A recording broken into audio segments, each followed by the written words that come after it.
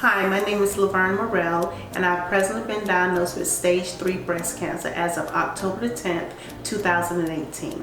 I am presently an assistant director at a child care learning care facility.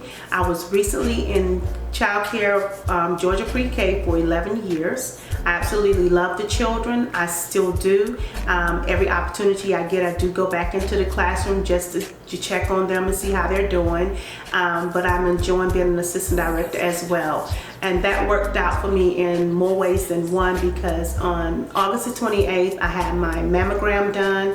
It came back abnormal. From there, I had to go into different doctor units for ultrasounds, MRIs, and things of that nature. And come to find out, on October the 10th, I was diagnosed with stage 3 breast cancer.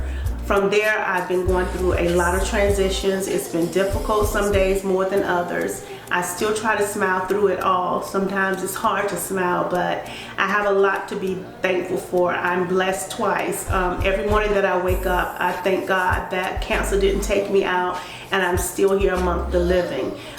It is a lot to take in, especially when you know nothing about it. You're learning as you go.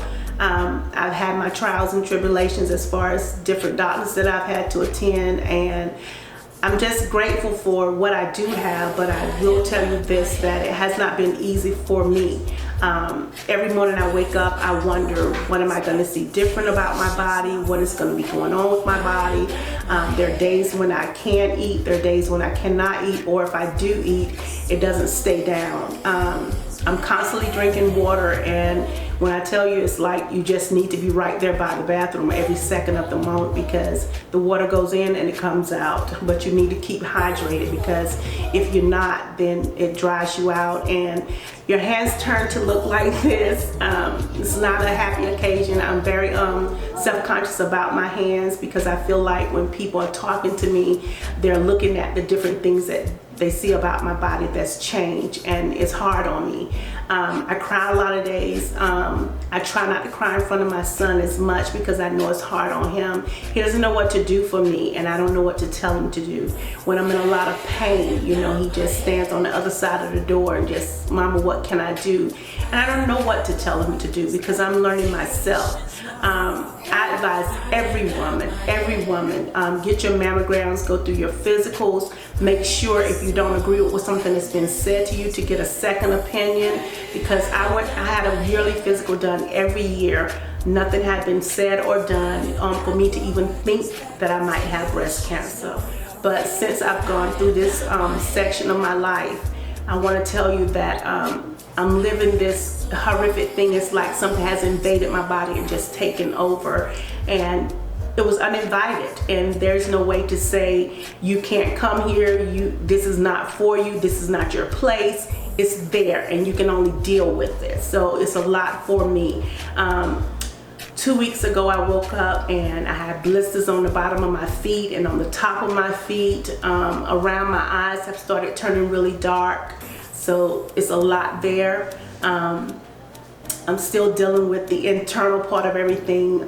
There are days when food doesn't taste the same anymore. The things that you used to enjoy, you don't enjoy those things anymore.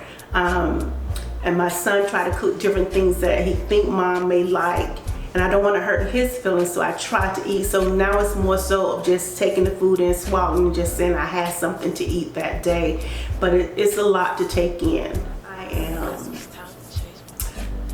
oh my God, I just have so many different emotions that I'm just like, some days I wake up and I'm smiling, and next minute I'm crying, and like, what in the world, what did I do to deserve this? You know, and that's probably 10,000 people that's saying the same thing, you know? You try to live your life right, you try to do the right thing, you try to do right by people, and it's like every time you turn around, it's just something negative hitting you in the face. You couldn't have told me in a million years that I was gonna have breast cancer, or any type of cancer, you know? I'm just doing my thing, and it's amazing that it happened October, my birthday month, and breast cancer month, all at the same time. And my son said, Mama, you love Christmas. I said, but this year I don't. And I just watch people. Now I look at people that when they come to those registers, if they complaining, I'm like, oh my God, if you could walk in my shoes, I wonder if you would still be complaining. Then when I look at people that are so ecstatic, I'm like, that's what I want and I don't have it, you know? So it's a lot. My first visit to the doctor, they did explain to me that I would lose my hair. They were very genuine about that. She did say that there would be some other side effects that I may go through, but she did know for sure that I would lose my hair. My first cycle of aggressive chemo, I went through it. It was okay. I still felt like myself. 2 days later, it hit me like a ton of bricks. I was exhausted. I couldn't do anything, and I was like, oh my God, this is just not me. The second cycle of chemo, the first day was fine.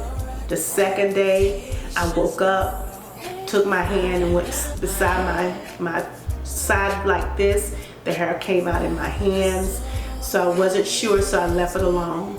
2 days later, all of my hair was on the pillow. So, and I'm the person that had hair down to here, that now I have no hair. So when they said aggressive chemo, it was very aggressive.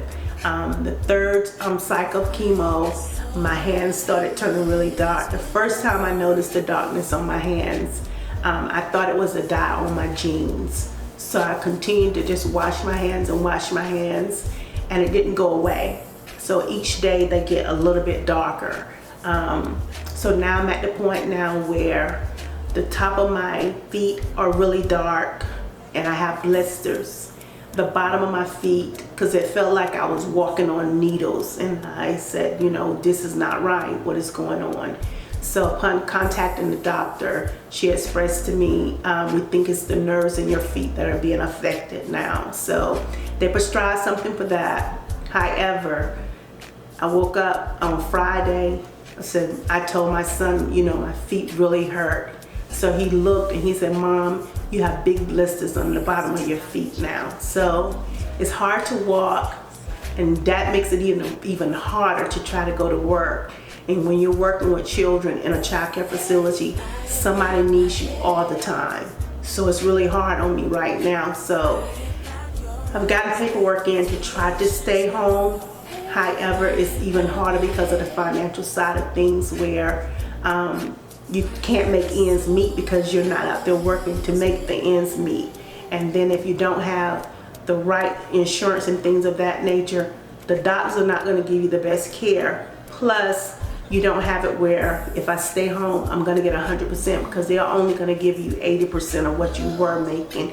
And that doesn't make ends meet as far as making sure you keep the lights on, making sure you have a roof over your head, just the bare necessities. We're not talking about anything else. We're talking about keeping a roof over your head, the lights on, and food on the table. Those things like that are very hard, especially when you're a single mom.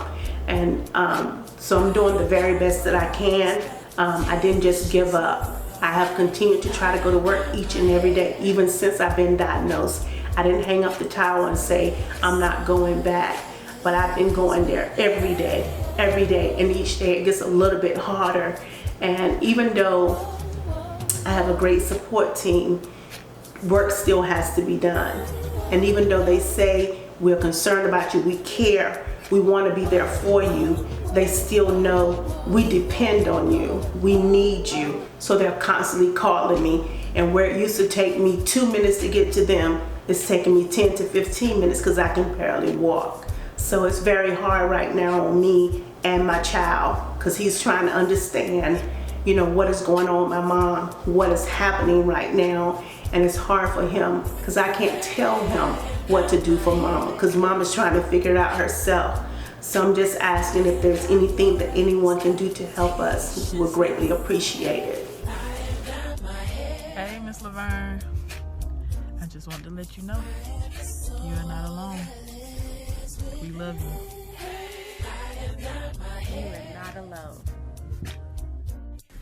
You are not alone. You are not alone.